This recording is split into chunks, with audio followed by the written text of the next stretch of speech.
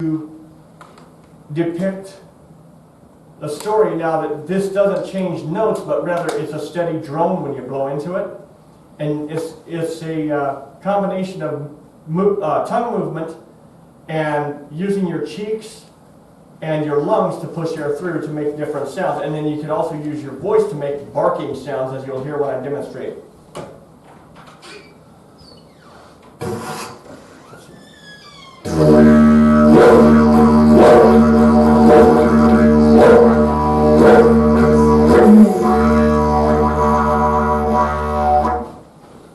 So this is called a didgeridoo. And then next one I have to show you is the djembe. D-J-E-M-B-E, that's how they spell it. And the djembe has quite a history behind it. This is an African drum that dates back, it's believed the first djembe was back in like 1200. I don't have the exact history behind it. I looked it up online though, but the Mande people of West Africa, M-A-N-D-E, would play these, and it was popular during the Mali tribe, M-A-L-I. And this is a drum that has multiple sounds to it. You can, straps in the way, here we go. You can tap it with it, you can thump it with the palm of a hand in the middle of the drum head to make a bassy sound. Then you can do a hand slap like that. You could also tap with one finger on the edge to give it a ring. So, I'm going to play this for you. It goes.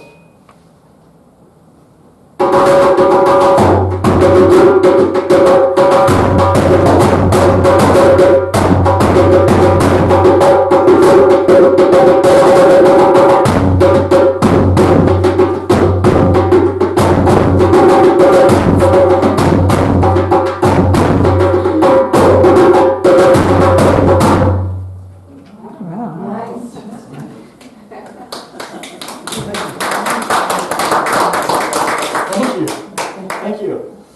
And the other thing I'm going to show you here, see, with music, I love what you can do with music. It's so versatile, and the art of creating instruments myself is just really neat. You may have seen these in basement utility rooms or even on a back porch.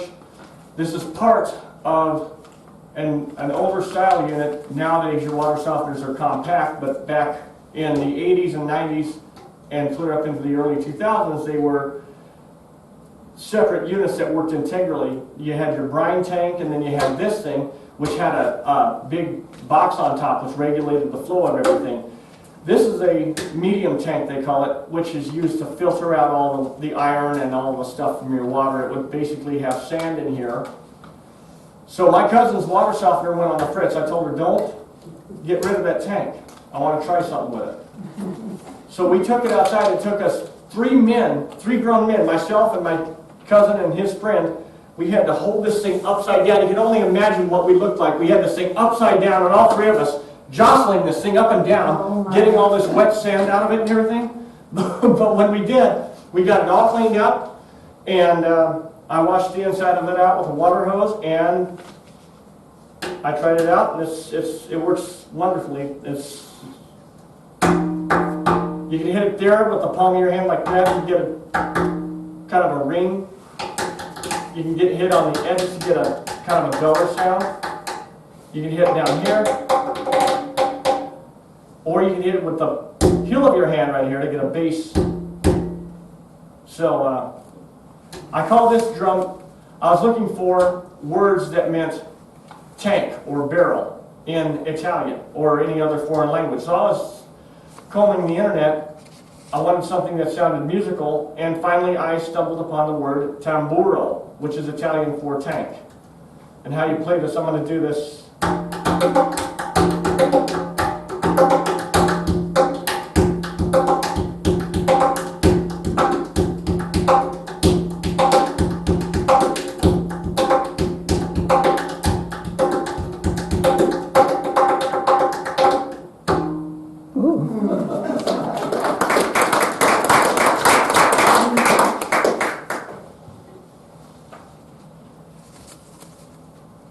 Thank you very much. Thanks. Thanks a million. Play the didgeridoo again for us. The didgeridoo? Okay. Yeah, play all of them again for us. Oh, well, I can't play them all at once.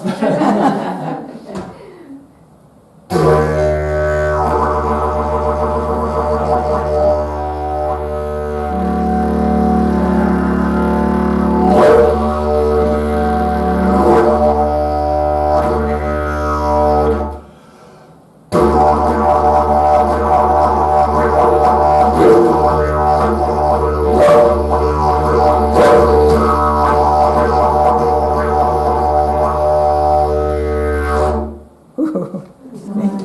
Thank you. Thank you. Is that just a long, straight pipe, basically?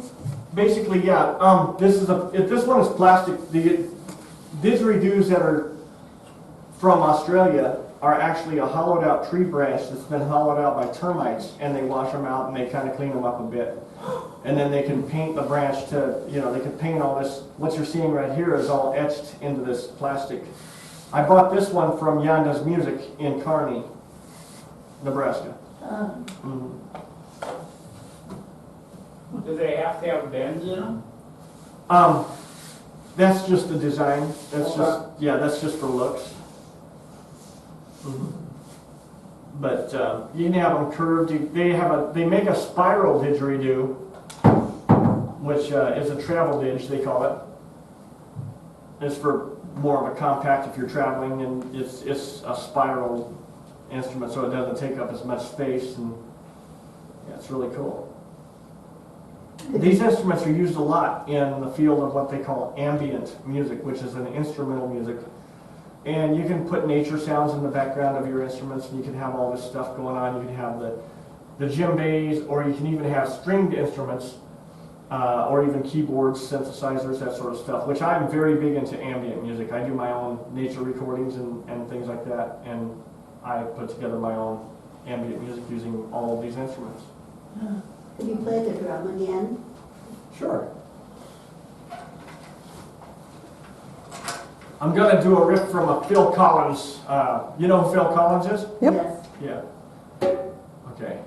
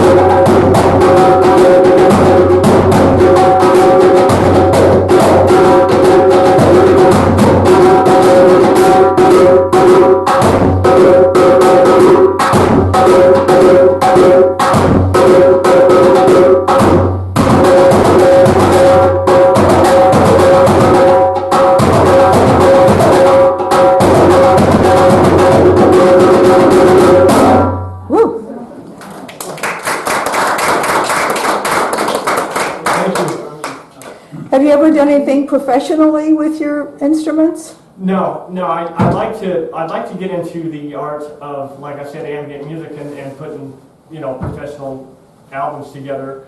But that won't be until I can get I'm hoping to go to Southeast Nebraska Community College here pretty soon and get an associate business degree, which will help me out in business management. And then the money I get off that, hopefully I can put toward my own studio, because I want to do something unique with a studio, because this room here has some good acoustics, but for the stuff that I like to do, which is deep reverberation, deep echo, you need something a little different. And I've experimented with culverts, and I love the sound of a culvert. The interior of a large concrete drainage pipe, they have an interesting reverb in them because they are cylindrical in shape. So my goal is to hopefully get some land out on the outskirts of town and lay some culvert down to use as an echo chamber. for some of my stuff. Mhm. Mhm. How did you get interested in this type of music? That's a long story. I first heard of it when I was a student at the Iowa Braille School in Vinton, Iowa, back in 1996 through 98. I used to listen to a show called Echoes with John DiLiberto. Used to be on Nebraska Public Radio, or National Public Radio, and my friend Donovan Ainsworth coincidentally got me really into ambient music because he and I were talking, and he worked at the same company I worked at years ago out with Nebraska in Omaha. And Donovan is blind and he lives here in town. I don't think he'll mind me talking about him. I met him when I was just 8, almost 9 years old at the Nebraska School for the Blind. We've known each other for years. And but we were talking about music and everything, and he asked me if I'd ever heard of ambient music. I said, "Oh, you mean like that new age stuff?" Well, he said, "Yeah, kind of like that." But he said, I'll give you a taste of some stuff." He gave me Steve Roach, and he told me that Steve Roach had actually performed some of these pieces in a cathedral. I was like, wow, you know, that's pretty cool. And so I wanted to do my own stuff because, you know, kids are adventuresome. And as a kid, I used to go sneaking through a storm sewer system in my cousin's backyard. My brothers and I used to go to the park through this thing. And I fell in love with the reverb inside this thing, and I thought, wow, what could that do musically? So I experimented. I asked the county roads department in Nebraska City if they'd set up some culvert for me to try out, and they did. And I was amazed. I played the djembe in a culvert, and I was amazed by the sound I could get. It was just really awesome. So that's why I want to do my own thing with ambient music and my own design of a studio that utilizes the things that fit my sound.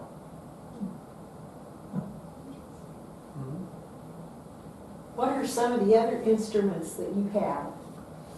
The other instruments that I have are, well, I have a Roland Juno GI keyboard, an ARP Odyssey keyboard, and an acoustic guitar. I also have, I didn't bring it, but I have another type of drum called a thunder drum. I was going to bring it, but my hands were full with all this stuff. Margo had to actually help me with some of it. But the thunder drum is, it's about the size of a Folgers coffee can, and it has a strap that goes around the back of your hand, and you have a spring on the bottom, a long spring that dangles out the bottom, and you shake the drum, and it sounds like thunder. It's pretty cool. Mm-hmm.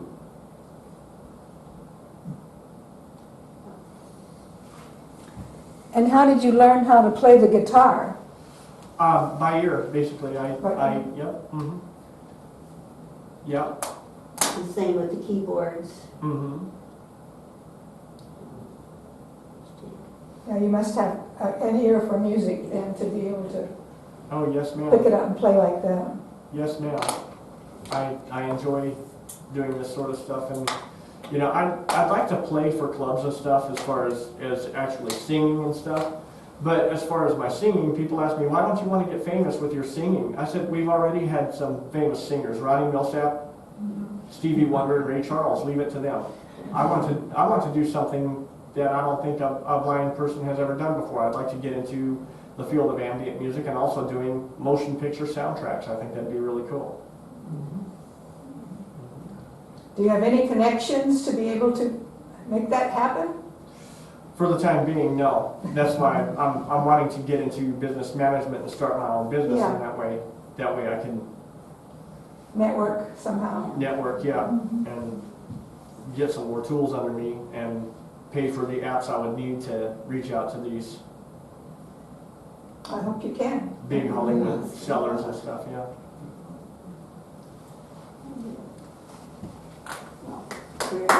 Okay.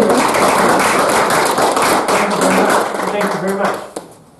Thank you. I really enjoyed